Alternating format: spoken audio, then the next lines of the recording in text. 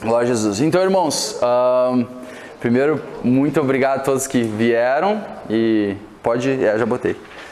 E a gente está muito feliz, na verdade, esse é o primeiro treinamento de alguns que nós vamos fazer aqui. E a ideia é que a gente faça vários desses treinamentos sobre vários assuntos, basicamente cumprindo o que o Senhor colocou no nosso coração. Faz uns 3 anos atrás, o Senhor sempre falou comigo muito sobre a questão de discipulado, acerca de que o reino de Deus não consiste em uma religião no mau sentido, não consiste em a gente ir para a igreja uma vez por semana. O cristianismo, a vida como filho de Deus, ela foi feita e a estrutura dela é baseada em discipulado. E Jesus, ele viveu uma vida para moldar para nós o que nós podemos viver. Se não fosse verdade, ele não teria falado, siga-me. Então, tudo que Jesus viveu, ele ensinou aos seus discípulos, ele falou para os seus discípulos ensinarem os outros tudo aquilo que ele tinha comandado eles a fazerem. Então, basicamente, esse aqui é o começo disso, certo? E às vezes você pode estar perguntando, tá, Nathan, mas por que a primeira aula, o primeiro ensinamento, o primeiro treinamento, a gente vai estar falando sobre finanças? E agora eu quero exatamente começar por isso. Porque o entendimento que às vezes a gente tem como cristãos é que finanças é algo que não é tão importante assim, ou às vezes talvez é para alguém mais avançado na fé, ou às vezes a gente pode pensar que muitas vezes os cristãos eles compartimentalizam a sua vida, né?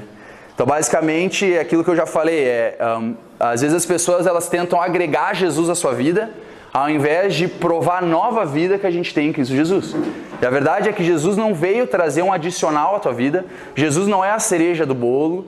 Jesus ele não é um a mais na tua vida. Jesus não é a bênção que veio sobre a vida que você tem. Jesus veio para te dar uma vida completamente nova.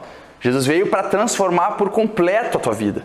Então não é um adicional. A vida como cristão, principalmente aqui no Brasil, se tornou uma coisa muito disso, de agregar Jesus à nossa vida, muito tipo, eu sou cristão, que legal, qual igreja que você vai? Eu vou em tal igreja, que bom, tal. E a gente acaba vivendo nossa vida como qualquer outra pessoa no mundo, só que a diferença é que no Facebook coloca lá, eu sou cristão. Eu acredito em Jesus. E cara, não é a vida que a gente vê na Bíblia. A vida que a gente vê na Bíblia é uma transformação completa da vida da pessoa, onde a vida dela agora passa a ser de Jesus Cristo e não mais dela. A gente tem que cuidar para que a gente não transforme o Evangelho como um meio da gente se servir.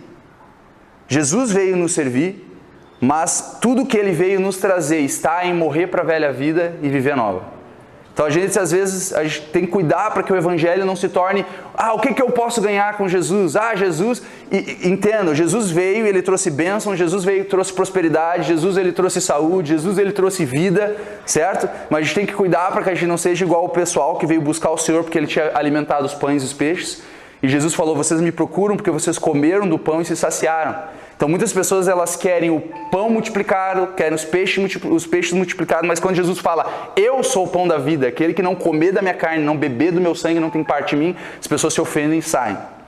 Então a vida cristã é tu ser participante de Jesus Cristo, tu entrega a tua vida para Jesus. E a partir de então você tem uma nova vida, onde Ele é o Senhor da tua vida, e tu não é mais Senhor da tua vida.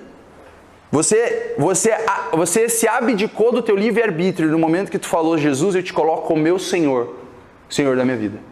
Então não existe essa questão de tu querer compartimentalizar a tua vida. Não, a minha vida cristã quando eu estou na igreja, ou quando eu estou falando com meus amigos cristãos, mas finanças, não tem nada a ver, Deus não tem nada a ver com as minhas finanças, ou Deus não tem nada a ver com a minha saúde, ou Deus não tem nada a ver com o meu trabalho. Não é verdade. Então, uma das coisas que faz com que as pessoas fiquem meio assim quando a gente fala de finanças, é que pode pensar, então isso é só mais para frente, algo para os mais maduros na fé, ou é algo que não é muito importante. E a realidade é que eu quero mostrar aqui, é que a fé para as finanças não só é importante, como ela é fundamental. Fundamental, e vocês vão ver. Aliás, eu vou mais adiante, se você não tem fé para com Deus em relação às suas finanças, dificilmente você vai conseguir ter fé no Senhor para alguma outra coisa. E o próprio Jesus mostrou isso. E vocês vão ver como a palavra de Deus revela isso. Então eu quero ler a introdução para vocês. Se tiver erro de português, e tem, porque eu encontrei depois que eu mandei imprimir, dá um desconto. Não é aula de português, né? Então tá tudo certo. Então vai lá. Fala assim, ó. E pessoal, só um adendo, uma questão de organização. Nós vamos ter 45 minutos de ensino. Todas as aulas que a gente for ter vão ser de 45 minutos. No final vão ter 10 minutos de perguntas e respostas. Então se tu tiver alguma pergunta, anote. E daí no final você vai ter esse tempo para perguntas e respostas, certo? Só porque eu vou tentar ir numa linha de pensamento e às vezes perguntas podem desviar um pouco o rumo. Então vamos lá. Minha introdução. Falar de finanças dentro do contexto cristão é um assunto difícil de tocar e muitas vezes recebido com uma certa desconfiança por parte daqueles que são ministrados nesse assunto. Engraçado, quando você fala de ensinar sobre finanças, as pessoas já põem a mão no bolso, elas já ficam preocupadas. Eu me lembro que quando o Senhor começou a revelar isso para nós, a gente estava morando em Alfredo Wagner, e o Senhor começou a colocar no meu coração: ensina o pessoal sobre isso, ensina o pessoal sobre isso. Cara, eu demorei uns 2 meses até eu ensinar o pessoal sobre finanças, até que era tão forte o Senhor falando, vai, ensina para eles sobre finanças, porque o medo, eu tinha medo de ensinar sobre isso e eles duvidarem das minhas intenções, eu ensinar sobre isso e eles acharem que, pô, o que você está querendo agora falar de dinheiro? Tipo, agora que passou um tempo você quer vir falar de dinheiro e tal. E às vezes, por causa do que a gente viu na igreja, às vezes do que a gente vê, a gente acaba ficando meio assim. Então, muito disso se dá por causa dos abusos que aconteceram e ainda acontecem dentro da igreja quando se trata deste tema. Rafael, fica sentado aí. Eu vou. Você pode fazer isso, mãezinha? Muito disso se dá, então, por causa dos abusos que aconteceram e ainda acontecem dentro da igreja quando se trata desse tema. Vimos e vemos muitas vezes a palavra de Deus ser distorcida e seus princípios ajustados para suprir ganâncias pessoais, e por causa disso muitos possuem certo desconforto nesse ensino. Acredito que o inimigo tem utilizado das más condutas nessa área para tentar impedir o verdadeiro e saudável ensino que a palavra de Deus dá sobre finanças. Só dizer uma coisa para vocês, eu ainda não chequei isso, mas eu já escutei de mais de um pastor e eu percebo isso ao ler os evangelhos. Mas já escutei de mais de um pastor de que o ensino que Jesus Cristo mais ensinou não foi sobre cura, não foi sobre oração, não foi sobre o Espírito Santo, não foi sobre evangelismo, foi sobre finanças.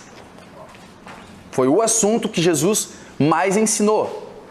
E às vezes a gente pode perguntar, tá, por que isso? E a gente vai entender depois. Aprender a viver por fé na área das finanças não é apenas um passo importante, mas sim essencial para podermos realmente servir o Senhor de maneira eficaz. Na verdade, se você não aprender este princípio fundamental na sua vida cristã, isso impedirá que você realmente amadureça na sua vida espiritual. Oro para que neste ensino o Espírito Santo traga revelações e sabedoria para que essas verdades tragam o seu fruto total de liberdade. Então o primeiro ponto que eu quero falar é sobre isso. Quem é fiel no mínimo, também é fiel no muito. Quem aqui já escutou esse versículo? Levanta a mão, por favor.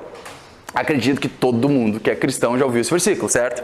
E às vezes a gente escuta tanto um versículo e às vezes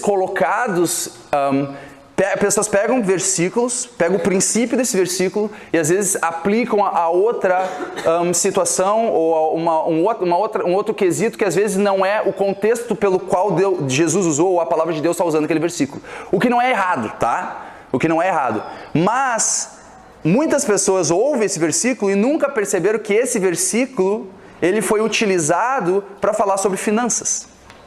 E basicamente eu quero mostrar para vocês um ponto muito importante disso, de que se você não aprende a ser fiel com as tuas finanças, você não vai conseguir realmente ter fé e poder vivenciar as coisas maiores que existem no reino de Deus.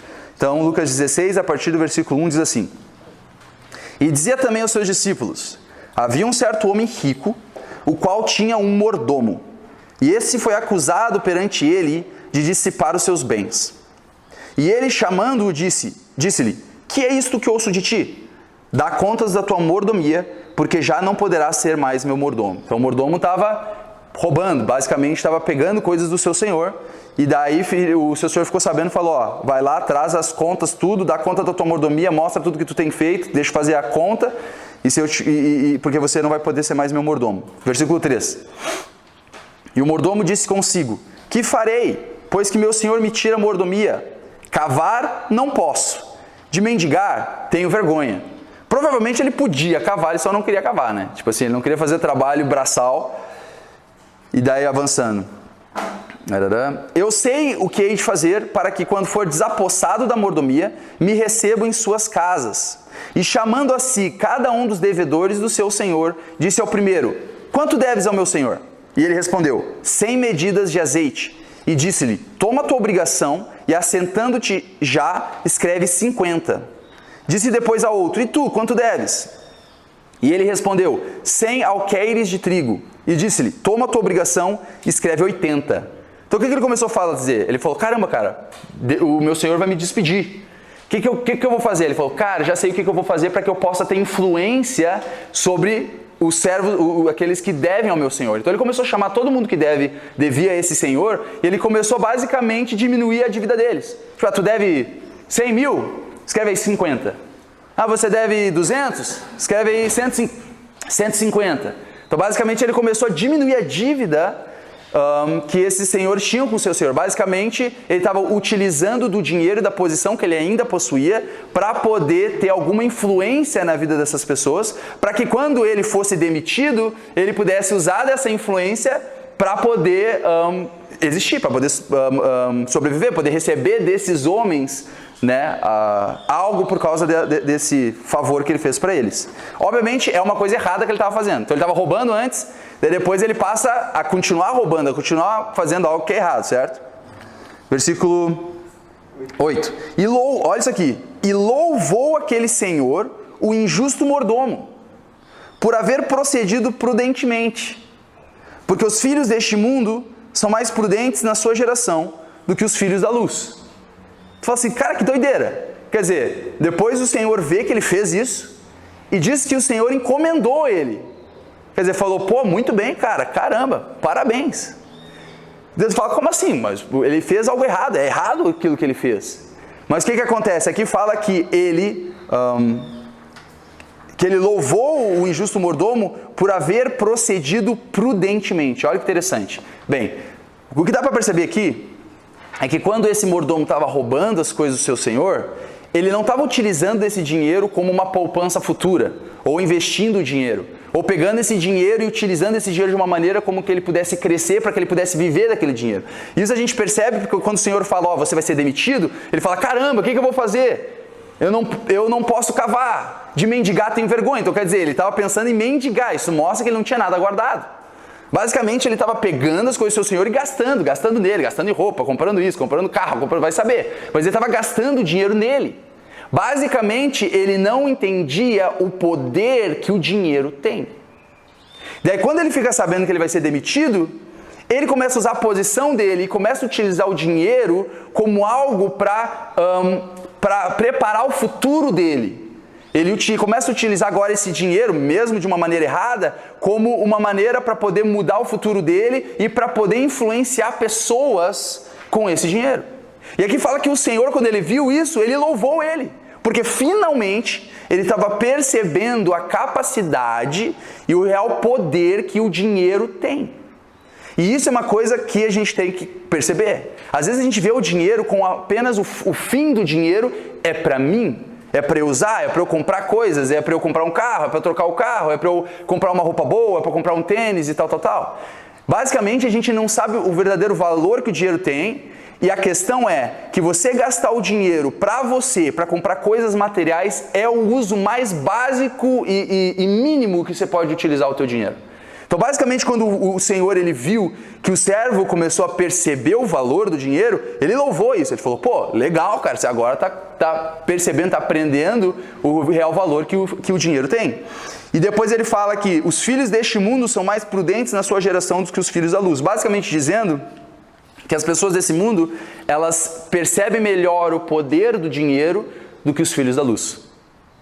Certo? Então, os ímpios percebem melhor o poder do dinheiro, o poder que o dinheiro contém. Entenda, o dinheiro tem um poder que não é mau nem bom. Ele tem um poder. Você pode pegar as finanças e fazer com que ela tenha um fruto bom para alguma pessoa, pode transformar a vida de uma pessoa, você pode utilizar o dinheiro até para influenciar uma pessoa para ela se abrir para Jesus. Já aconteceu isso, de pegar e dar um dinheiro para uma pessoa e a pessoa não quer nada com nada. Você dá um dinheiro para ela, pô, queria te abençoar. E a pessoa ela se abre, nossa, caramba, que legal e tal. E daí você tem a abertura para falar do evangelho para ela. Então o dinheiro tem poder, você pode usar tanto por bem quanto por mal. Versículo 9. E eu vos digo, Jesus falando, granjeai amigos com as riquezas da injustiça, para que quando estas vos faltarem, vos recebam eles nos tabernáculos eternos, tá? Eu não vou entrar nesse ponto aqui, só vamos continuar lendo. Na verdade, o ponto que eu quero mostrar é mais para frente.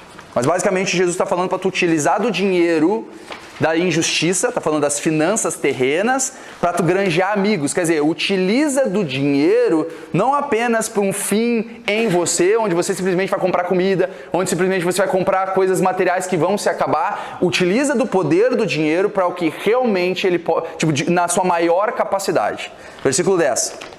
Olha o que ele fala agora. Quem é fiel no mínimo, também é fiel no muito.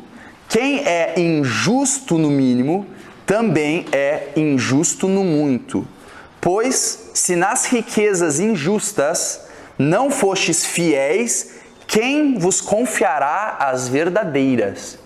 Olha o que Jesus está falando. Jesus acaba de falar de finanças. E ele fala, se você, aquele que é fiel no mínimo vai ser fiel no muito, aquele que é injusto no mínimo também é injusto no muito. Veja que o contexto, a história que Jesus ele mostra é de um senhor com seu mordomo. Aqui tem um princípio muito importante para a gente começar a entender a questão do como a gente deve ver as nossas finanças. Primeiro você vê que aqui está falando desse mordomo. O mordomo é alguém que cuida de algo que não é dele. Gerencia de uma riqueza, gerencia de uma casa, gerencia, né, uma empresa e tal. Geralmente o mordomo é mais para casa, algo mais familiar, algo mais, né, patriarcal. Ele cuida das coisas de outro. Tá? Isso é um princípio que depois a gente vai falar mais a fundo, mas basicamente, irmãos, se você não vê o teu dinheiro ou as coisas que tu tem como apenas algo que você tem que está na tua mão, mas que não é teu, se você não tem uma visão de que você é simplesmente um mordomo das coisas que Deus te confiou, você não vai realmente utilizar o dinheiro da maneira devida aos olhos de Deus e na sabedoria de Deus. Então esse aqui é um princípio que depois a gente vai falar mais a fundo, mas basicamente o exemplo que Jesus está dando aqui é de alguém que é mordomo, quer dizer, ele sabe que aquele dinheiro lá não é dele, apesar dele ter acesso a todo esse dinheiro, ele é responsável por aquilo que está na mão dele, a ponto de dar contas depois por aquilo que ele fez ou não fez com o dinheiro, certo? Então o mordomo, tu cuida das riquezas, você utiliza as riquezas, mas basicamente as riquezas devem ser utilizadas para o propósito do seu Senhor, certo? Está fazendo sentido? Então, basicamente, nós somos mordomos das coisas de Deus. E, de novo, quando eu falo isso, ele pode falar, sim, não, claro, Senhor. E daí, automaticamente, a gente pensa em coisas espirituais. Adoração, louvor, ir para a igreja, ajudar na igreja, varrer a igreja. A gente pensa em coisas espirituais. Não, está falando, aqui especificamente, está falando de finanças. Tá? E daí ele fala o seguinte, ele fala que a área de mordomia mais básica, mordomia de mordomo, tá? Não sei se está certo, mas a mordomia mais básica que a gente pode exercer no reino de Deus é para com as finanças. Então ele está falando que se você não for fiel no mínimo, nessa mordomia das finanças, você também não vai ser fiel no muito. E daí no versículo 11 ele fala assim, se nas riquezas injustas você não foi fiel, quem vai te dar as verdadeiras? As verdadeiras o quê? As verdadeiras riquezas. Então ele está falando, cara, ele coloca a mordomia das finanças como a coisa mais básica que tem na vida de um cristão. É o mínimo, é o começo. Não é algo para tu fazer só depois que eu tiver 10 anos de cristão, é no começo. E é muito interessante porque, até na história minha e da minha esposa, quando Deus falou com a Márcia, eu conheci a Márcia na praia, falei de Jesus para ela, ela aceitou Jesus como Senhor e Salvador, ela estava planejando viajar para Fortaleza, se mudar para Fortaleza, fazer uma vida lá. E daí Deus mudou a vida dela e basicamente Deus colocou uma decisão na vida dela. Olha, você pode ir para Fortaleza, que é a vontade do diabo, ou você pode ir para Florianópolis, que é a vontade de Deus. Basicamente era isso que ela tinha na mente dela. Era tipo assim, cara, se eu tomar a decisão de ir para Fortaleza, eu vou estar tomando uma decisão contrária a Deus. Se eu tomar uma decisão de ir para Florianópolis, que é onde eu vivia, eu vou estar tomando uma decisão de acordo com Deus. E quando ela tomou essa decisão de ir para Florianópolis, ela saiu daqui, ela tinha uma empresa, ela saiu daqui ganhando um bom salário. Quando ela chegou lá, ela passou tal perrengue que o primeiro trabalho que ela pegou, ela ganhava R$600. Tá? E o resto tinha que ser comissão e tal, mas era difícil ganhar comissão onde ela estava. Então imagina, ela sai de uma situação top, tipo assim, boa, onde ela estava super confortável e vai para uma situação que tu olha e fala, caramba, cara, como é que eu vou sobreviver dessa maneira? Engraçado que a primeira coisa que ela começou a ser trabalhada na vida dela foi na questão das finanças. E quando você começa a estudar a Bíblia, você vê que tu vê esse princípio na própria palavra de Deus. Quando Jesus chega para os seus discípulos e fala, Pedro, eu vou te fazer pescador de homens, me segue. O me seguir não é, calma aí senhor, eu vou chamar um caminhão de mudança aqui. Não é, eles deixaram tudo para trás e seguiram Jesus. Vou falar uma coisa, todos nós somos chamados para deixar tudo para trás. Tá? Isso não é algo só para os discípulos, vai falar, isso aí foi para os discípulos. Não. Todos nós somos chamados a deixar tudo para trás para Jesus. E vou mais profundo ainda, se você não deixou tudo para trás, você não pode ser discípulo de Jesus, é isso que ele falou. Ele falou, aquele que quiser vir após mim, negue-se a si mesmo, tome sobre si a sua cruz e siga-me. Para aquele que quiser salvar a sua vida, perdê-la-á. Mas aquele que por amor de mim perder a sua vida, achá-la-á. Então, a vida como cristão é, cara, tu deixa tudo para trás para servir Jesus. Eu não estou querendo dizer que todo mundo é chamado para ser pastor, ou todo mundo é chamado para ser missionário, ou todo mundo é chamado para fazer o que eu estou fazendo, ou que todo mundo é chamado para viver a tempo integral no ministério. Eu não gosto nem de falar isso porque todo mundo é assim chamado a viver a tempo integral no ministério. Mas entenda o que eu estou querendo dizer. Você viver a tempo integral no ministério não significa que você não vai ter um trabalho secular. Tá? Que não é secular, mas não quer dizer que tu não vai ter um trabalho. Mas tu é chamado para o ministério integral de Jesus Cristo. E se você não, em coração, deixar tudo para trás, você vai impedir Deus de poder manifestar e vivenciar através de você o que Deus tem planejado para a tua vida. Se você existe, é porque Deus tem um plano para a tua vida. Porque a palavra de Deus fala que Deus nos predestinou antes da fundação do mundo para que nós fôssemos conforme a imagem de Jesus Cristo. Então, se você existe, em Salmos fala que antes que eu existisse, fala que o Senhor, Ele nos formou no ventre da nossa mãe, e antes que um dos nossos dias fosse, todas as coisas estavam escritas no seu livro. Então, antes do Senhor falar, haja luz, você já estava no coração dele, já estava sendo direcionado para ser salvo em Jesus Cristo, se tornar filho de Deus e poder então viver a vida que Ele tem para você. Vou te falar uma coisa, Deus tem um propósito específico para ser usado na tua vida. Tem um propósito específico para Deus cumprir através da tua vida, que não é através da vida do teu vizinho, não é através da minha vida, não é através da vida da tua amiga, do teu amigo, é através da sua vida. A questão é, tudo bem? Fique à vontade, sejam bem-vindos.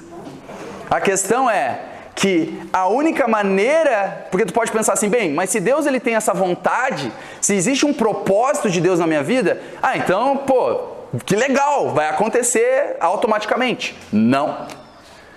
Não é porque é vontade de Deus que necessariamente vai acontecer na tua vida. Não é porque está tudo escrito no livro de Deus, o plano para a tua vida, o propósito que Ele tem para cumprir através da tua vida, que necessariamente vai acontecer. Então, o versículo para comprovar isso é quando Paulo fala para Timóteo, acerca das profecias que houve, mando-te isso, que acerca das profecias que houve sobre você, milite por elas boa milícia. Profecia é algo de Deus ou algo de homens? De Deus. Certo? Se é real, se é realmente profecia, é de Deus, certo? Quando Deus ele fala algo, acontece? Sim. Depende. Acontece quando é Deus que é o responsável por manifestar e cumprir aquilo lá. Nem sempre acontece se existe o teu livre-arbítrio envolvido.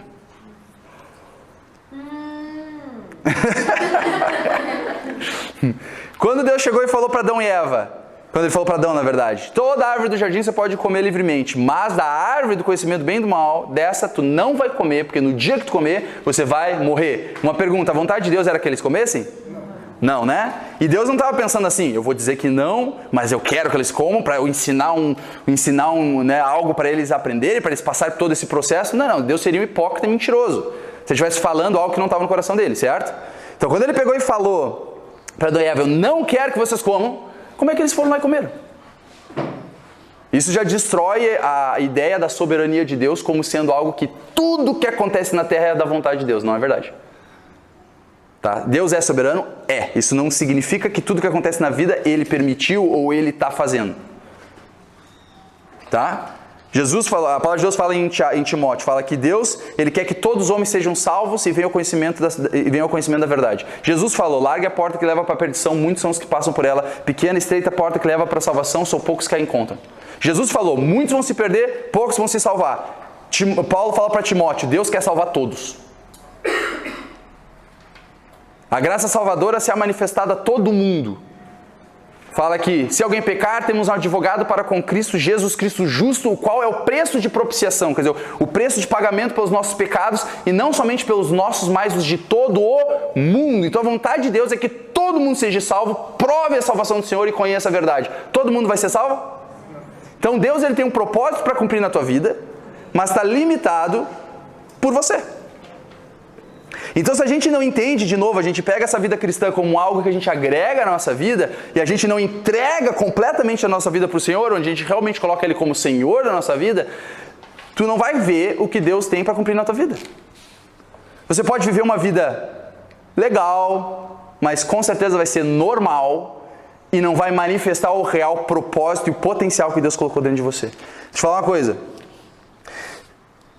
E não é para ofender ninguém, mas é para a gente se instigar, tá? O Evangelho de Deus, ele é bom, mas não é confortável. Porque o Evangelho de Deus sempre te chama para ir mais profundo, sempre, sempre. Já falei isso, mas às vezes eu tenho uns pregadores que eu sei que se eu colocar eles para pregar, meu irmão, eu vou ser instigado, eu vou ser desafiado. E às vezes a minha carne fica meio tipo, não vê, cara, deixa quieto, né? Porque é isso, se tu, cara, o Evangelho te chama mais para o profundo. Então, a questão é, se você está vivendo uma vida que não requer o sobrenatural de Deus para você estar vivendo aquela vida, é porque você ainda nem começou a viver a vida que Deus tem para cumprir na tua vida. Não estou dizendo que tu não é salvo, não estou dizendo isso. Estou dizendo que Deus tem algo para fazer na tua vida que é incrivelmente poderoso e que você não consegue fazer através dos teus próprios esforços. A vida que Deus vai te chamar para fazer, você vai fazer assim, nossa, cara, como é que vai ser isso? E tu vai ter que colocar toda a tua confiança no Senhor de que amém, Ele está comigo, Ele falou, então é assim. Tu vai ter que te colocar assim, se não dá aquele friozinho na barriga, se tu falar, não, tá tranquilo. É o que eu estava falando no outro estudo. A palavra de Deus fala que o homem carnal não compreende as coisas do Espírito de Deus. E a palavra de Deus fala que aquele que é espiritual discerne bem a tudo, mas ele de ninguém é discernido. O homem espiritual, ele não consegue ser entendido pelo homem carnal. Então, se um homem carnal consegue olhar para a tua vida e explicar a tua prosperidade no papel e caneta, é porque você não está andando na prosperidade que Deus tem para você. Se o homem natural ele pode olhar a tua vida e explicar o porquê você está vivendo isso, ou qual é a razão da tua saúde, ou qual é a razão, de maneira natural, é porque ele está conseguindo entender algo que ele compreende. E se você é espiritual, você tem que viver num sobrenatural, onde a pessoa ela olha e fala, caramba, mano, qual que é a esperança da tua salvação? Que é basicamente o que Pedro fala, que as pessoas iriam vir perguntar sobre qual é a esperança da tua salvação. Que quer dizer, o que tu acredita, mano? Porque tem alguma coisa na tua vida aí que eu vejo que é diferente, mano. Eu quero isso que você tem. Faz sentido? Então, para você viver essa vida em Jesus, é tu renunciar à antiga completamente. E isso inclui tuas finanças. Tá? Isso quer dizer que é pra gente ficar pobre, virar missionário, ir para debaixo da ponte? Não. Claro que não. Nunca vi o justo desamparado, nem a sua descendência mendigar o pão. Claro que não. Mas no teu coração você deve deixar tudo para trás. Jesus falou, o reino de Deus é como um mercador que busca boas pérolas. E ele encontrando uma pérola de grande valor, olha o valor da pérola, ele vai e vende tudo que tem e compra aquela pérola. Eu sempre fiquei pensando, falei, cara, como assim? O cara vende tudo que tem e fica com a pérola. Minha pérola. O cara pelado, sem nada ali, né? Tipo, vendeu tudo. Mas eu tenho a pérola. My precious. Cara, por quê? Olha o exemplo que ele está dando. E de novo, pessoal, eu não estou batendo martelo na cabeça de vocês, mas a verdade é que se às vezes a gente não deixou tudo para trás no nosso coração, talvez é porque a gente não viu o verdadeiro valor do que a gente tem em Cristo Jesus. O que nos foi dado. Porque quando você vê a pérola de grande valor, mano, você larga tudo para ter isso. Faz sentido? Então a vida com Cristo no reino de Deus é isso, não é um meio termo. Não é você adicionar Jesus à tua vida. E aqui está falando que as finanças é a parte mais básica. Se você não é fiel no mínimo, você não é fiel no muito. Ele está falando sobre finanças. Então, se você não consegue confiar em Deus para as tuas finanças, como é que Ele vai te confiar as verdadeiras riquezas? É o que está falando aqui, não é eu que estou falando. Jesus falou, pois se nas riquezas injustas não fostes fiéis, quem vos confiará as verdadeiras? E por isso que a gente, no primeiro treinamento de discipulado que a gente está falando, estamos falando de finanças. Não estamos falando de cura, não estamos falando de poder de Deus, não estamos falando de finanças, porque é o básico, é o fundamental, é o início, certo? 12. E se no alheio não fostes fiéis, quem vos dará o que é vosso? Aqui está falando, se no que é de outro tu não foi fiel, quem vai te dar o que é teu? Se lembra que, de novo, nós somos mordomos das coisas de Deus. O que tu tem, Deus te deu. Deus te deu a vida, Deus te deu o respirar, Deus te deu os dons, Deus te deu a... Cara, Deus te deu tudo. Você deve ver essa vida como eu sou mordomo das coisas de Deus. E se você não é fiel nas coisas dele, quem vai te dar as tuas? 13. Nenhum servo pode servir dois senhores, porque ou há de odiar um e amar o outro, ou se há de chegar a um e desprezar o outro. Não podeis, fala, não podeis. Não podeis. Não podeis servir a Deus e a Mamon. Não podeis servir a Deus e a Mamon. Isso. É mó legal fazer as pessoas repetir. Então, olha que interessante, aqui não está falando que é difícil. Aqui não está falando, olha, vai ser complicado. Aqui está falando, não pode, não tem como, é impossível você servir a Deus e servir a Mamon. Mamon, depois eu vou mostrar, tem o significado aqui. Significa riquezas, significa avareza, é que se tornou uma entidade adorada no passado e acabou se tornando o nome de um Deus, tá? E depois eu explico melhor, mas basicamente aqui está falando que não tem como. Certo, nós vamos entrar exatamente nisso. Então vamos entrar no outro subtítulo aqui, não podeis servir a dois senhores. Marcos 10, 17, vamos ler. E pondo-se a caminho, Jesus, pondo-se a caminho, correu para ele um homem, o qual se ajoelhou diante dele e lhe perguntou, bom mestre, que farei para herdar a vida eterna? Primeira coisa que a gente nota aqui é o seguinte, cara, o cara ele não chegou e tipo, ô Jesus, queria fazer uma pergunta para você. Não, cara, o cara chegou, se ajoelhou diante de Jesus, bom mestre, o que eu preciso fazer para herdar a vida eterna? Jesus era um cara famoso, bem conhecido, você não conseguia andar com Jesus sem perceberem que você estava com ele, certo? E os fariseus, a Bíblia diz que eles já tinham estipulado que aqueles que considerassem Jesus como sendo o Messias, que eles fossem proibidos de ir para a sinagoga. E cara, no contexto judeu, você não poder ir para a sinagoga você tá ralado, você é estirpe da sociedade, você é marginal, você tá fora do que eles consideram ser o povo de Israel. Então você não poder ir na sinagoga não era uma coisa pequena. E esse cara chega publicamente, se ajoelha diante de Jesus, fazendo essa pergunta, Senhor, o que eu preciso fazer para ser salvo? Então primeiro quando você olha isso, você pensa, cara, olha a sinceridade desse cara. Se você vai evangelizar, você gostaria que tu visse isso, as pessoas se ajoelhando, cara, o que eu preciso fazer para ser salvo, certo? Só que aqui a pergunta que ele fala é, o que eu farei para herdar a vida eterna? Eu sempre fiquei encucado, porque ele fala, o que farei para herdar a vida eterna? E daí Jesus fala o seguinte, Jesus lhe disse, primeira coisa, por que me chamas bom? Ninguém há bom senão um que é Deus. Então primeiro vamos falar sobre esse ponto, que às vezes é uma coisa que as pessoas ficam se perguntando, eu ficava me perguntando sobre isso. Jesus, o rico, esse jovem, ele chega e fala, bom mestre. Daí Jesus fala assim, olha, por que você está me chamando bom? Só tem um bom que é Deus. Daí tu fala, não, mas Jesus é Deus. Exatamente. O que ele está falando é, só tem um bom que é Deus. Ou você reconhece que eu sou Deus, ou tira o bom. Tanto que quando ele responde, mestre. Ele tira o bom. Quando ele chega, a pergunta dele é, o que eu hei de fazer para herdar a vida eterna? O que hei de fazer para herdar a vida eterna? E não é essa a pergunta. A pergunta é, Senhor, como é que a gente pode alcançar, como é que eu consigo provar a vida eterna? Poderia se perguntar assim. Ou, o que você fez para que eu possa ser salvo? Certo? Porque a gente não consegue salvar através das nossas obras. Olha o que Jesus fala. Tu sabes os mandamentos. Não adulterarás, não matarás, não furtarás, não dirás falso testemunho, não defraudarás alguém, honra teu pai e a tua mãe. É muito interessante, de novo. Eu ficava assim, porque tipo, por que Jesus não falou, cara, crê em mim? Por que Jesus não falou assim, crê em mim, né? Ele falou, guarda os mandamentos, não faz isso, não faz isso. Ele citou a lei, Jesus sabendo que pela lei ninguém é salvo. Por que ele usou a lei? Exatamente para isso. Porque ele achava que ele poderia, de alguma maneira, conseguir alcançar a vida eterna. Então ele falou assim, cara, guarda os mandamentos. E olha a resposta do menino. Ele, porém, respondendo, lhe disse, mestre, olha, ele tirou o bom. Quer dizer, não, se ele reconhecer Jesus como Deus, ele ia falar, bom mestre. Certo? Se só tem um que é bom, que é Deus, se ele permanecesse com o bom, ele estaria reconhecendo que ele era Deus. Ele respondendo, mestre, tudo isto guardei desde a minha mocidade. Mentira! Ninguém nunca guardou toda a lei. Continuando. E Jesus, olhando para ele, o amou e lhe disse. Então aqui o que Jesus vai falar agora, ele não falou porque ele estava querendo, tira esse cara daqui, mano, pô, vai embora. Não, ele amou ele. Ele falou em amor. E olha o que Jesus fala.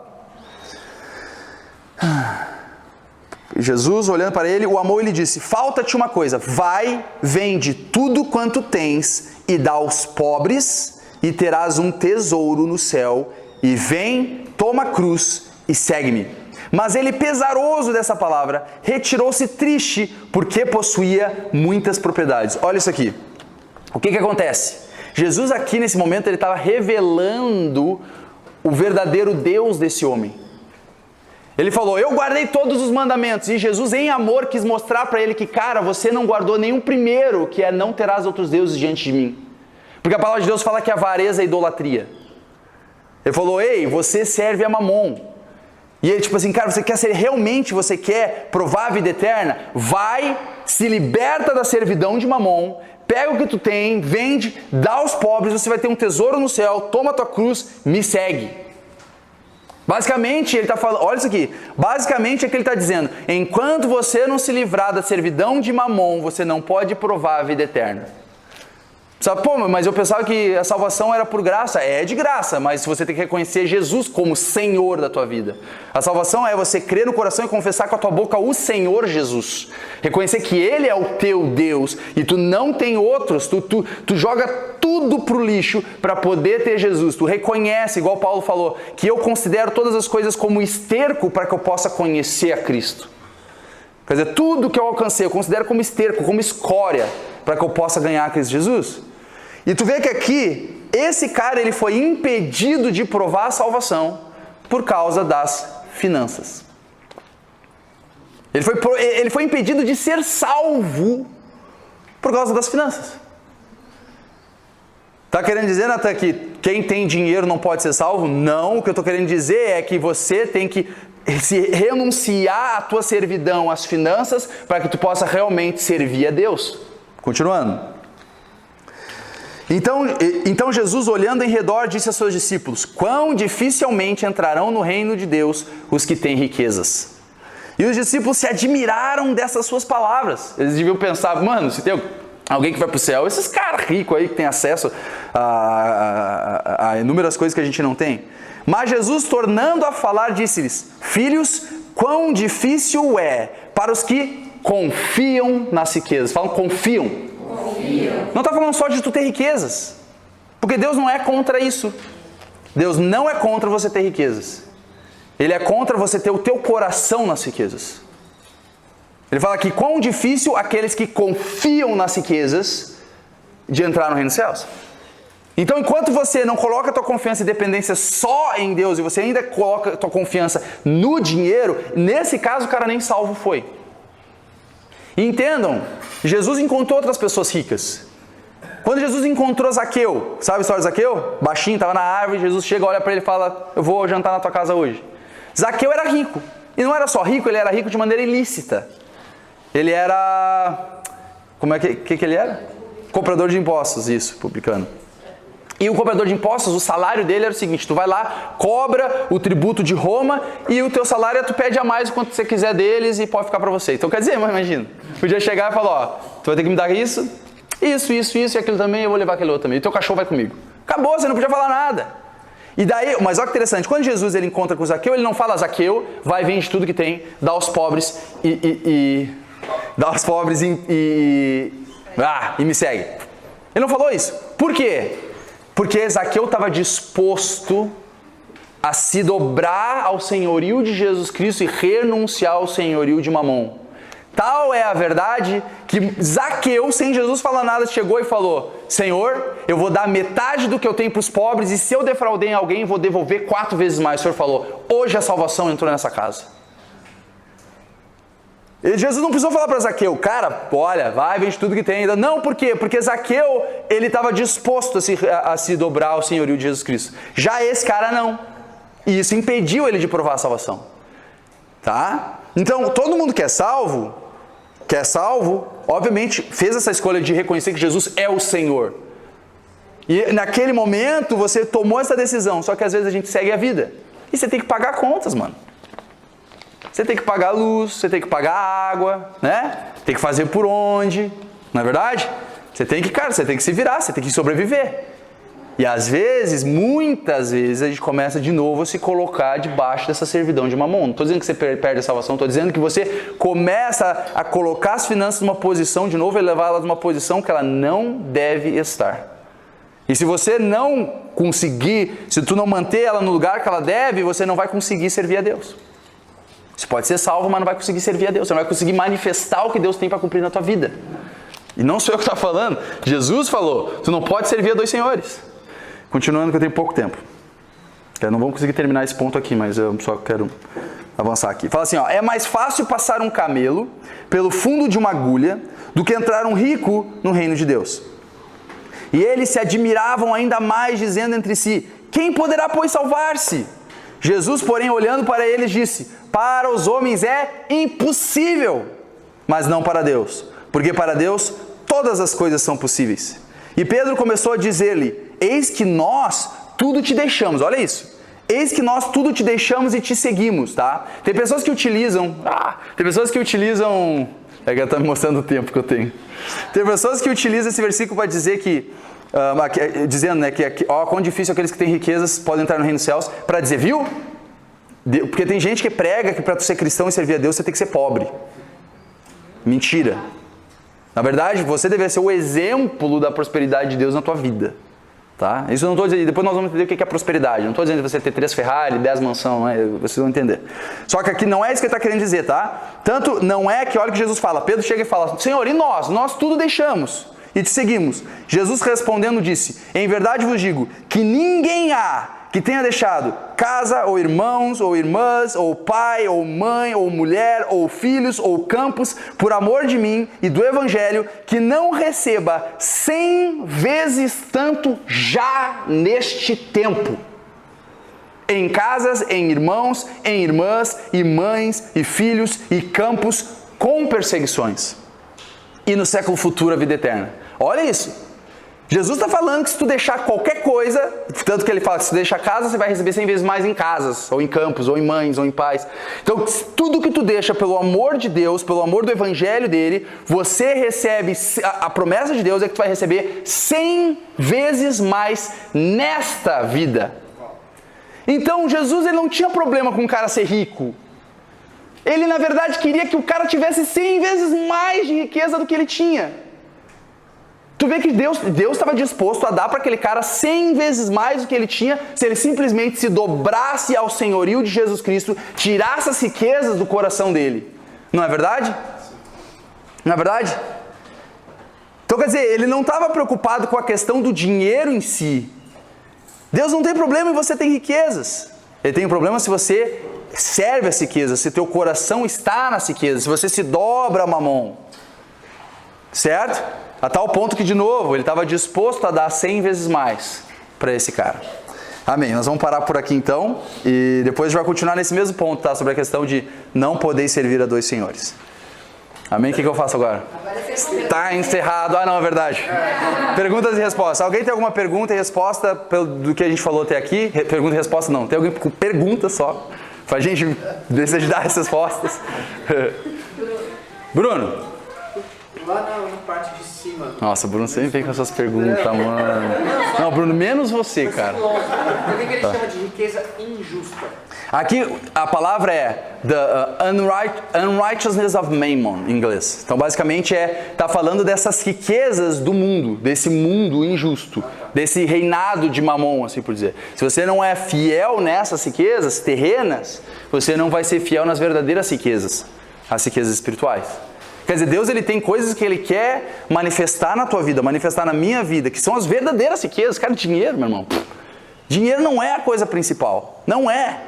Certo? É importante, as principais coisas que as pessoas precisam na vida, as principais coisas nessa vida carnal é saúde e dinheiro.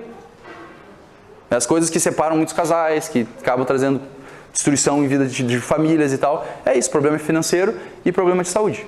E Jesus veio restaurar os dois. Pelas suas pisaduras tu foi sarado, e Jesus se fez pobre para que pela graça dele, fala aqui, essa graça do Senhor Jesus, que sendo rico, se fez pobre para que pela sua pobreza vós enriquecesseis. Certo? Então, está falando disso. Então, existem essas riquezas verdadeiras, celestiais, mas você não consegue provar essas aqui enquanto você não ajusta e não coloca o teu coração, tira o teu coração das riquezas e começa a ser fiel para com Deus da maneira como você se relaciona com o teu dinheiro.